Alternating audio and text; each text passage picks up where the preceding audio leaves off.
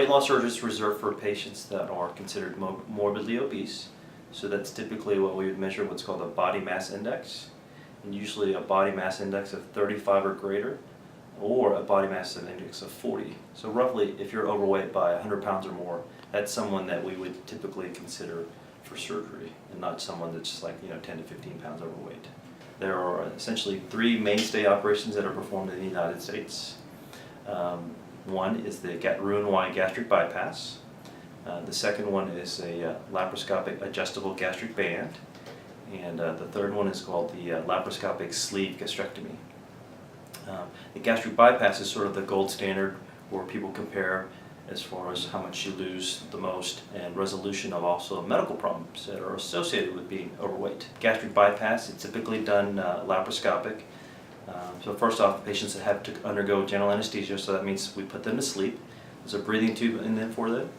And then laparoscopic means we make very small incisions, about 1 inch long on the abdomen and several ones, and then we put in instruments that are long, and we have little handles, and then on the ends when we open and close the instruments open and close as well. And the reason for that is we can also put a camera in, we can visualize or see better during surgery. Also, there's less pain and quicker recovery for the patients. So that's laparoscopic. So the first one is gastric bypass.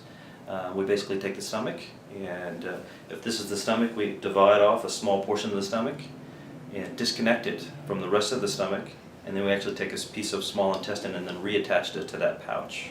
Okay. So it's restrictive. In other words, you can't eat as much because that little pouch restricts the amount of each you can eat at one time. And then that small intestine that's bypassed, so to speak, you don't absorb as much, otherwise known as malabsorption.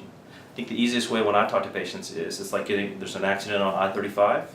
You get on the feeder road, go on that for a while, and then you get back on the highway. So you sort of skip that part of the highway. Well, if you skip that part of the highway, the nutrients or things that you're eating don't get absorbed when they're on the bypassed part. So that's the easiest way to explain malabsorption. Everything goes as planned. We always attempt to do these laparoscopic hospitalizations anywhere from a day to 2 days in the hospital. And you go home taking some pain medicines by mouth. Most people are feeling back to themselves within 2 to 4 weeks, as far as the pain being better. And then long term, after a month, most people are completely fine, feeling back to normal as far as any kind of pain related to their incisions.